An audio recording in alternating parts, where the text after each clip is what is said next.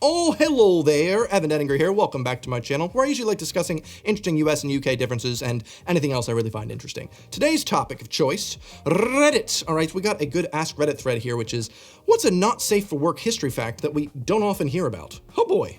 I love a good fun fact, so we're gonna learn some saucy things today that we don't often hear about. Also, by the way, today's video is sponsored by The Morning Brew. You'll hear more about them at the middle of the video, but let's dive in. All right, first fun fact of the day, non-safe for work. Anton Leeuwenhoek, the father of microscopy, used his own invention, the microscope, on his own sperm.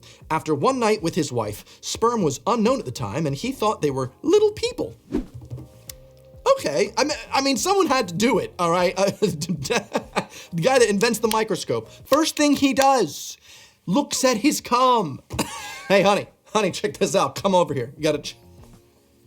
We didn't know what sperm was. That's fascinating. We just thought, hey, I gunked. You know, there's just gunk everywhere. Oh no, it's little people. There's little people running around in there, all right? Little hobbits coming out.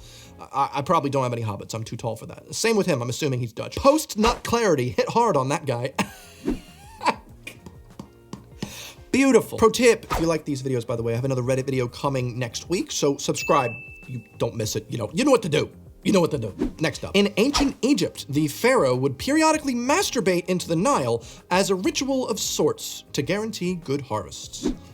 Okay, that's cool. The pharaoh does it, gets good harvests. I do it, I get arrested. Not cool. Pharaoh proceeds to make every day a good harvest twice. I bless the rains down in Africa. God damn it. Pharaoh, what are you doing? Oh, you know, just ensuring a bountiful harvest. What else could I be doing? I'm pretty sure most of the Egyptians knew that it wasn't actually providing a good harvest, but most of them were probably just in denial. Next up, we've got Boston Corbett, the guy who killed John Wilkes Booth, Lincoln's assassin, of course, was a raging lunatic who cut his own balls off with a pair of scissors after passing a couple of prostitutes on the street. He did not seek medical attention after he did that until he'd gone to a prayer meeting and had had dinner. All right, he escaped from an insane asylum on horseback and was never seen again. What the frick? He chops his balls off and then you don't get medical help yet. First, I gotta pray. Maybe God can seal me up. Also, bit famished, all right? Could use a bit of, meatloaf, maybe. Couple meatballs, particularly, possibly. All right, you learn, I didn't know what to expect here with not safe for work fun facts, but I'm loving it. Félix Faure, French president from 1895 to 1899, died while getting head. She sucked the soul right out of him. Suck, Ray Blue. He came, and then he went. Hawaiian kings commonly had harems of both male and female lovers. The first European to make a Hawaiian to English dictionary didn't want to scandalize his Victorian readers, so he translated the term for male lovers to something like intimate friend. Of course, this caused some degree of confusion when missionaries arrived asking to become intimate friends of the Hawaiian society and nobility. Well, I guess they would have been doing what they came there to do. Missionary. Oh! Also, by the way, tell me what you think of the audio, because I think I've improved my setup quite a bit, and I think it sounds choice. So yes, please tell me. I need the affection. I want you to be my intimate friend. When the future Edward VII balked at his mistress's accounts, saying, "Madam, I have spent enough on you to build a battleship," she replied, "And you've spent enough on me to float one."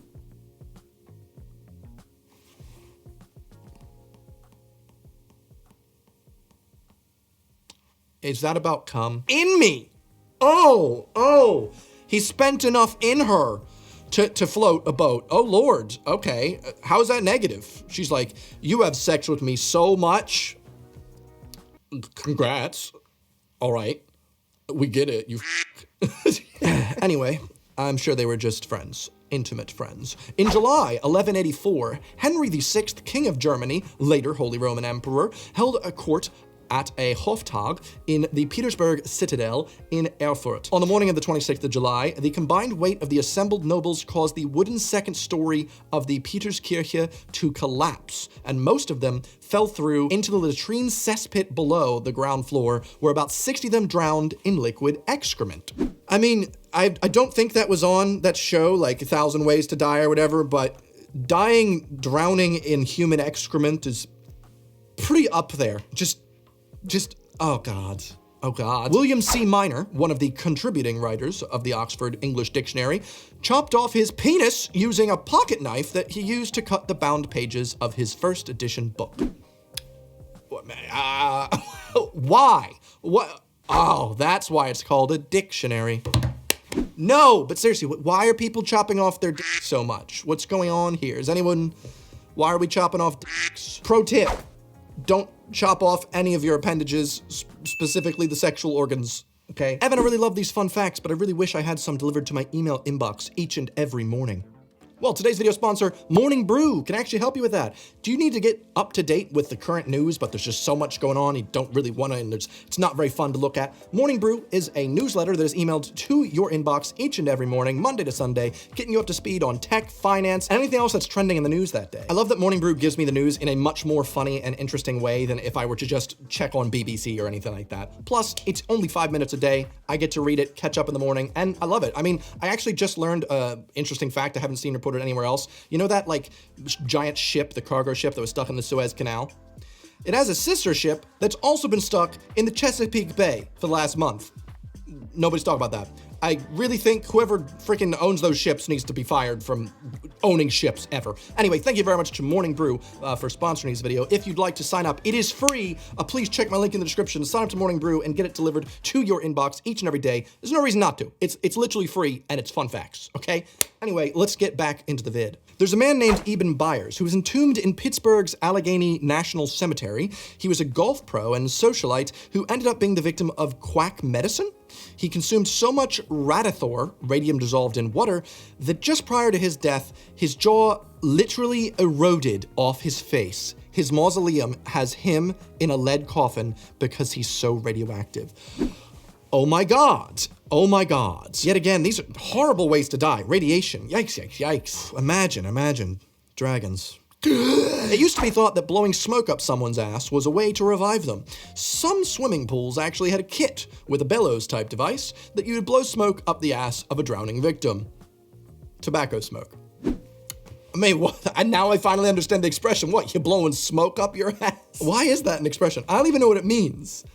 Quit blowing smoke up your ass. Isn't that a thing? I don't know. John R. Brinkley was an American doctor who would surgically implant goat testicles into men's scrotums to cure impotence.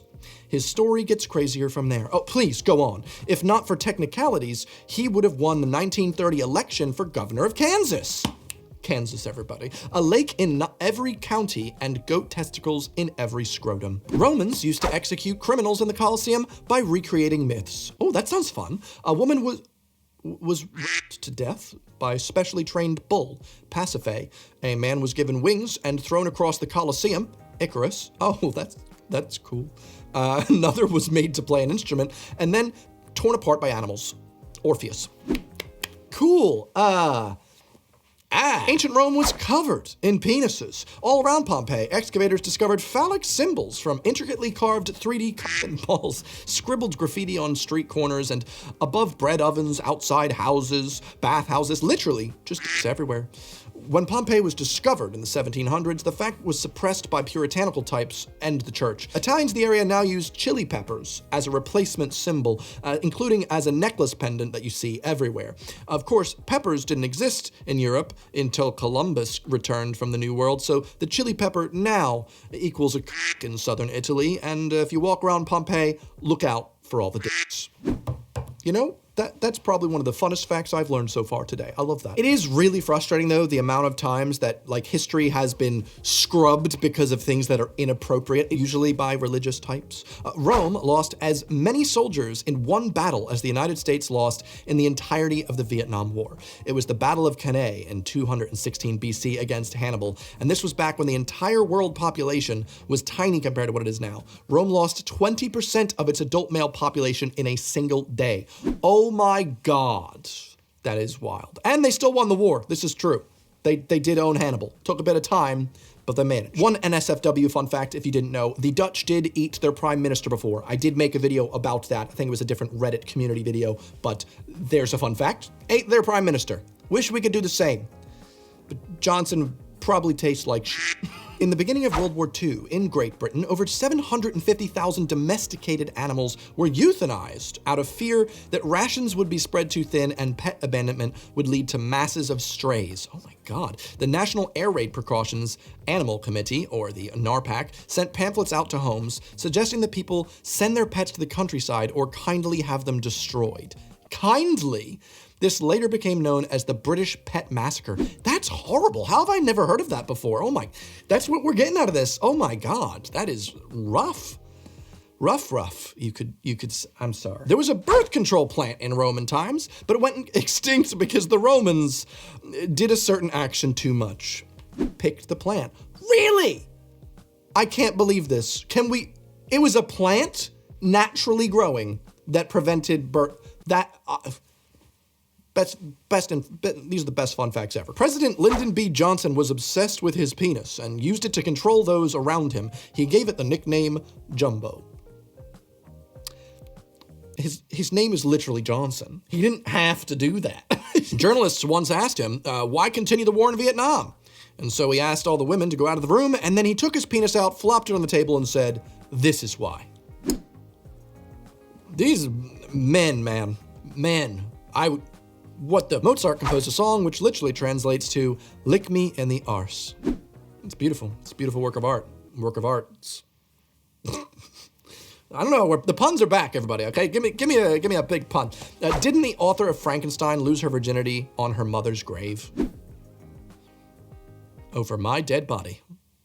Literally. Here's another fun fact that yet again revolves around people destroying or hiding reality because of Puritan ways. We have the British Academy of Science redacted massive amounts of the first published observations of penguins by biologists. Penguins are the worst. So much necrophilia, the Academy decided the public wouldn't handle it well. But that's just how it hit. Whoa, they didn't put that in Happy Feet. Just imagine Happy Feet with a little bit of necrophilia. Just throw that in there. Genghis Khan killed so many people, he lowered the ppm of CO2 in the atmosphere. Good job, Genghis. All right, that is the green movement we've been trying to get. All right, I was gonna say he could have done a better job and removed 100% of the CO2 if he really tried. There used to be a parasite in ancient Egypt which caused boys/men to bleed through their penises. Apparently it was so common among men that ancient Egyptians thought that men had periods. Can you imagine? Is that gone? I just want to make sure that parasite is gone forever, please. I would like to know. In the Ottoman Empire, the Sultan's wife could only eat her cucumbers chopped, so that way she didn't masturbate. What the hell? Let women masturbate. Otto, man, I hope you enjoyed this video. If you did, please give me a big old thumb up or watch another Reddit video I've made right over here. I make new videos every Sunday, so I hope to see you here back next week. Thanks so much for watching. I'll see you then. Goodbye. We've got overexposed things in the back. That plant doesn't like when he gets sun on his back. Hope he doesn't burn. Gotta move him out of the shot. Save him! I saved him. Anton Leeuwenhoek, I cannot pronounce Dutch names, the father of microscopy, the father of microscopy, the father of microscopy, the father of microscopy, the father of microscopy, the father of microscopy, you did it!